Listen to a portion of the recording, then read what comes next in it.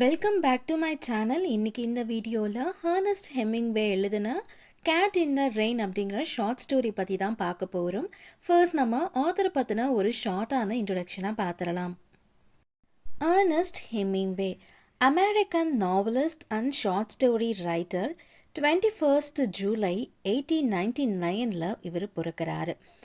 20th செஞ்சுரியில் most influential ரைட்டராக இருக்கிறாரு.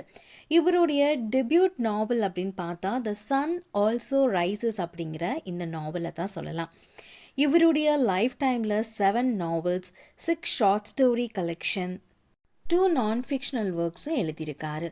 இவருடைய சில நோட்டபிள் ஒர்க் அப்படின்னு பார்த்தா a farewell to arms, for whom the bell tolls, the old man and the C.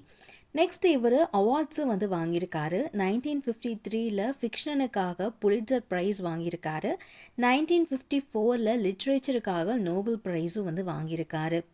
ஃபைனலாக 2 ஜூலை 1961 இவருடைய பீரியட் முடியுது.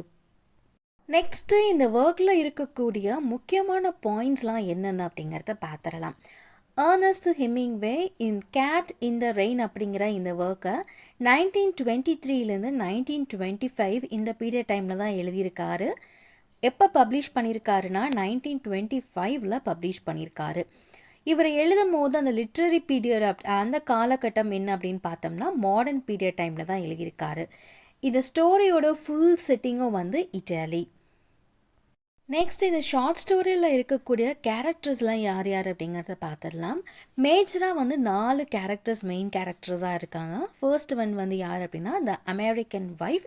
இவங்க தான் இந்த ஸ்டோரியோடைய ப்ரொட்டகானிஸ்ட். இவங்களை சுற்றி தான் இந்த ஸ்டோரி முழுக்க நகரும்.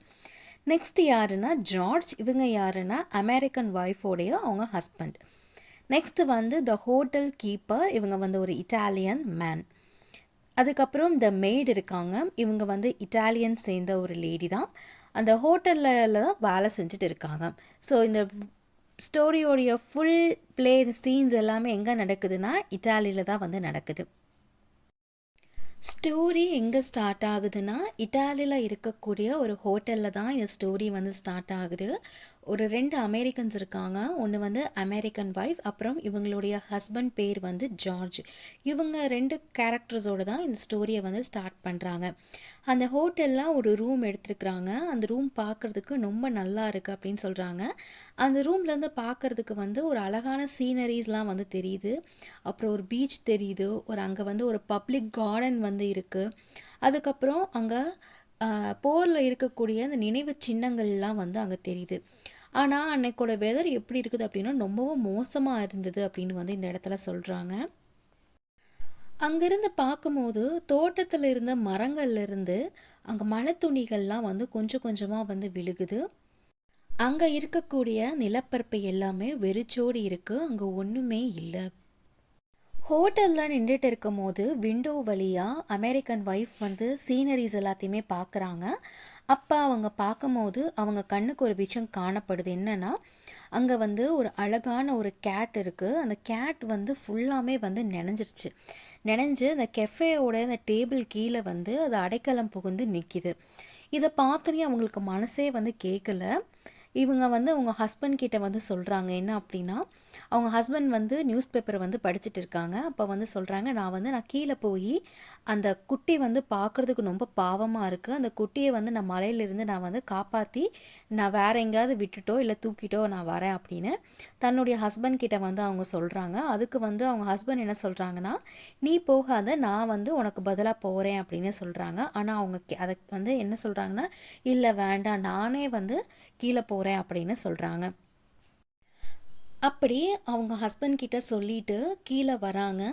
கீழே வரும்போது அங்கே இருக்கிற ஆஃபீஸை தாண்டி தான் வராங்க. அந்த ஆஃபீஸில் ஒரு ஹோட்டல் கீப்பர் இருக்காங்க. அவங்க பார்க்குறதுக்கு நல்ல ஒரு வயசான ஒருத்தங்களாக இருக்காங்க. டாலாக இருக்காங்க. நல்ல ஒரு மரியாதை தெரிஞ்ச ஒரு இட்டாலியன் மேன் அவங்க. ஸோ இந்த லேடி வரதை பார்த்தோன்னே அவங்க என்ன பண்ணுறாங்கன்னா அவங்க சீட்டிலேருந்து எந்திரிச்சு கொஞ்சம் தூரம், ரொம்ப தூரம் போய் அந்த ரூமோடைய எண்டில் போய் நிற்கிறாங்க. இதை இந்த அமெரிக்கன் ஒய்ஃப் பார்த்தோன்னே இவங்களுக்கு ரொம்ப பிடிச்சிருச்சு. ஏன் அப்படின்னா ஒரு விமன் அவங்க எவ்வளோ ரெஸ்பெக்ட் கொடுக்குறாங்க அதை பார்த்து ஒரு நல்ல ஒரு டிக்னிஃபைடு மேனாக அவங்க இருக்காங்க அப்படின்னு இவங்க திங்க் பண்ணுறாங்க. அந்த மேன் கிட்ட வந்து அவங்க வந்து சில வார்த்தைகள்லாம் வந்து பேசுகிறாங்க. ஏன்னா அவங்க ஹோட்டல் கீப்பர் இல்லையா? சில வார்த்தைகள்லாம் வந்து பேசுகிறாங்க. ஆனால் அன்னைக்கோட வெதர் வந்து ரொம்பவும் மோசமாக இருந்திருக்கு. அதுக்கப்புறம் அவங்க அங்கே இருக்கிற அந்த டோரை வந்து ஓப்பன் பண்ணி வெளியே கால் எடுத்து பார்க்குறாங்க. ரெயின் வந்து கொஞ்சம் நஞ்ச ரெயின் பெய்யல. மழை வந்து ரொம்ப வந்து பலமாக வந்து மழை பெஞ்சிக்கிட்டு இருக்குது. அது பார்க்குறதுக்கு எப்படி இருக்குது அப்படின்னா, இந்த டைம் வந்து வெளியே போகிறதே வந்து ஒரு கஷ்டமான ஒரு விஷயமா தான் இருக்குது. இருந்தாலும் அவங்க என்ன நினைக்கிறாங்கன்னா, இந்த மழையில் அந்த கேட்டை வந்து நம்ம எப்படியாவது வந்து காப்பாற்றி ஆகணும் அப்படின்னு வந்து அவங்க நினைக்கிறாங்க. அந்த டைமில் வந்து அந்த ஹோட்டலில் வேலை செய்யக்கூடிய ஒரு மெய்டு, ஒரு சர்வெண்ட் வந்து அந்த இடத்துல வராங்க. அவங்களுக்கு அம்ப்ரெல்லாவை வந்து ஓப்பன் பண்ணி அந்த அமெரிக்கன் ஒய்ஃபோட தலை மேலே அவங்க அம்ப்ரெல்லாவை வைக்கிறாங்க. அவங்க அப்போ அவங்க என்ன சொல்கிறாங்கன்னா, நீங்கள் இந்த மழையில் வந்து நீங்கள் நினச்சிடாதீங்க அப்படின்னு வந்து இந்த மெய்டு வந்து சொல்கிறாங்க. அப்போ அமெரிக்கன் ஒய்ஃப் வந்து என்ன கெஸ் பண்ணுறாங்க அப்படின்னா, நிச்சயமாக வந்து இந்த ஹோட்டல் கீப்பர் தான் இவங்களை வந்து இந்த இடத்துக்கு வந்து அனுப்பி விட்டுருந்துருக்கணும் அப்படின்னு வந்து அவங்க நினைக்கிறாங்க. அமெரிக்கன் ஒய்ஃப் அவங்க கூட அந்த மெய்டு வந்து அம்ப்ரெல்லாவை பிடிச்சிட்டு போகிறாங்க. இவங்க அமெரிக்கன் ஒய்ஃப் வந்து அந்த டேபிள் கீழே பார்க்குறாங்க. ஏன்னா அந்த டேபிள் கீழே தான் அந்த கேட் வந்து ரொம்ப வந்து ஈரமாக நனைஞ்சிட்டு அது அடைக்கலமாக உட்காந்துருந்தது இல்லையா? ஆனால் இப்போ அவங்க பார்க்கும்போது அந்த இடத்துல வந்து கேட்டே இல்லை. அவங்க அந்த கேட் இல்லாததை பார்த்தோன்னே உங்களுக்கு ரொம்ப வந்து டிஸப்பாயிண்ட் ஆயிருச்சு. அவங்க கூட இருக்கிற அந்த ஹோட்டல் மைடுக்கு இவங்க ஏதோ தேடுற மாதிரி வந்து தெரியுது. இவங்க கேட்குறாங்க, நீங்கள் ஏதாவது தொலைச்சிட்டிங்களா, நீங்கள் என்ன தேடுறீங்க அப்படின்னு கேட்குறாங்க. அதுக்கு அவங்க என்ன சொல்கிறாங்கன்னா, இந்த டேபிள் கீழே ஒரு கேட் வந்து இருந்தது. அந்த கேட் வந்து மழையில் வந்து ரொம்ப நனைஞ்சிருந்தது. அது எனக்கு பார்க்கறதுக்கே ரொம்ப பரிதாபமாக இருந்தது. அதனால தான் அதை காப்பாற்றுறதுக்காக நான் வந்து வந்தேன் அப்படின்னு வந்து சொல்கிறாங்க. இதை கேட்டுனையும் அந்த ஹோட்டல் மைட் வந்து சிரிக்க ஆரம்பிச்சிடுறாங்க. அப்போ அந்த அமெரிக்கன் ஒய்ஃப் என்ன சொல்கிறாங்கன்னா, எனக்கு வந்து இந்த கேட் வேணும், அதனால தான் நான் வந்து இவ்வளோ தூரம் வந்து தேடி வந்தேன் அப்படின்னு வந்து சொல்கிறாங்க.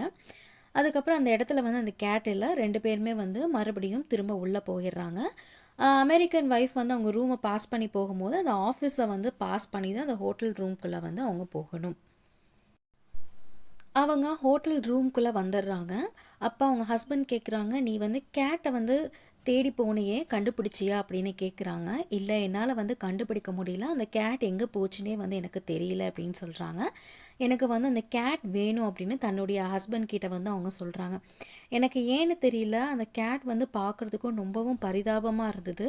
அது மழையில் நனைஞ்சிட்டு இருந்ததோ என்னமோ, அதனால தான் எனக்கு இந்த ஒரு எண்ணம் வந்து ஏற்பட்டிருந்திருக்கா அப்படின்னும் எனக்கு தெரியல. ஆனால் எனக்கு அந்த கேட் வேணும் அப்படின்னு நான் நினைக்கிறேன் அப்படின்னு தன்னோட அபிப்பிராயத்தை வந்து தன்னுடைய ஹஸ்பண்ட் கிட்ட வந்து அவங்க சொல்கிறாங்க. தன்னுடைய ஹஸ்பண்ட் கிட்ட இவங்க பேசிட்டு அதுக்கப்புறம் இவங்க வந்து ட்ரெஸ்ஸிங் டேபிளுக்கு முன்னாடி அவங்களுடைய லுக்கை வந்து பார்க்குறாங்க. அவங்க எப்படி இருக்காங்க அப்படின்னு பார்க்குறாங்க. அவங்க ஃபேஸ்லாம் வந்து எப்படி இருக்குது, அவங்க ஹெட் எப்படி இருக்குது, அவங்க நெக் எப்படி இருக்குது, இது எல்லாத்தையுமே வந்து அவங்க கண்ணாடி முன்னாடி வந்து பார்க்குறாங்க. அவங்களுடைய ஹஸ்பண்ட் கிட்ட வந்து அவங்க என்ன கேட்குறாங்கன்னா, எனக்கு ஒரு நல்ல ஒரு அடர்த்தியான நல்ல ஒரு பெரிய ஒரு லாங் ஹேர் வளர்ந்தா எப்படி இருக்கும், இது வந்து ஒரு பேட் ஐடியா இல்லை, இது நல்ல ஒரு குட் ஐடியா தானே அப்படின்னு தன்னுடைய ஹஸ்பண்டான ஜார்ஜ் கிட்ட வந்து இது கேட்குறாங்க. அதுக்கு ஜார்ஜ் என்ன சொல்கிறாங்க அப்படின்னா, உனக்கு ஷார்ட் ஹேரே வந்து நல்லா தான் இருக்குது, நீ எப்படி இருக்கியோ அப்படி இரு, அதுவே வந்து நீ பார்க்குறதுக்கு அழகாக தான் இருக்க அப்படின்னு வந்து அவங்க கேட்ட கேள்விக்கு இவங்க பதில் சொல்கிறாங்க. அதுக்கு அவங்க என்ன சொல்கிறாங்கன்னா, இந்த சின்ன ஹேர் நான் வச்சுருக்கங்காட்டி பார்க்குறதுக்கு பையன் மாதிரி இருக்கிறேனா அப்படின்னு வந்து அவங்க கேட்குறாங்க. இல்லை, அதுக்கு ஜார்ஜ் என்ன சொல்கிறாங்கன்னா, நீ வந்து ரொம்ப அழகாக இருக்க, நீ ரொம்ப ப்ரிட்டியாக இருக்க அப்படின்னு வந்து சொல்கிறாங்க.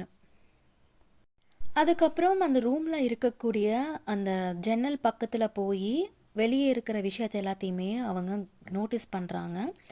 ரொம்ப இருட்டிடுச்சு.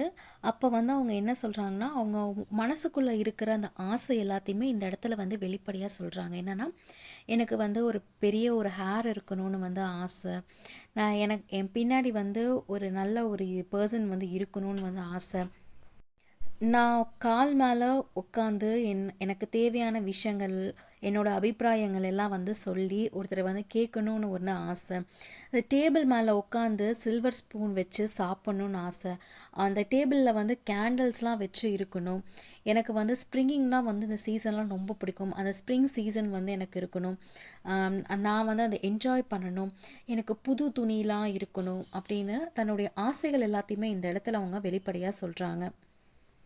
வைஃப் சொல்கிற ஆசைகள் எல்லாத்தையுமே முதல்ல அட்டென்ஷனாக அவர் வந்து கவனித்து கேட்டுட்டு இருந்தாலும் போக போக அவருக்கு என்ன ஆயிடுது அப்படின்னா அவங்க சொல்கிறது எதையுமே அவர் வந்து பெருசாக வந்து கவனிக்கல, இன்ட்ரெஸ்ட்டும் அவருக்கு போயிருச்சு. அதுக்கப்புறம் அவர் என்ன சொல்லிடுறாருன்னா, நீ ஷட் அப் அப்படின்னு வந்து சொல்லிடுறாரு. போய் எனக்கு படிக்கிறதுக்கு ஏதாவது வந்து எடுத்துகிட்டு வா அப்படின்னு தன்னுடைய ஒய்ஃப் கிட்ட வந்து சொல்லிடுறாங்க. அவங்க ஒய்ஃபும் என்ன பண்ணுறாங்க அப்படின்னா, அந்த விண்டோ வழியாக வந்து மறுபடியும் அவங்க வெளியே என்ன இருக்குது அப்படின்னு சொல்லிட்டு பார்த்துட்டு இருக்காங்க.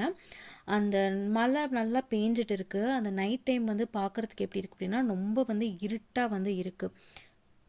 அவங்க மறுபடியும் அந்த ஜன்னல் வழியாக பார்த்துக்கிட்டே இருக்காங்க. ஒன்ஸ் அவங்க கண்ணில் வந்து அந்த கேட் வந்து படுமா அப்படின்னு வந்து பார்க்குறாங்க.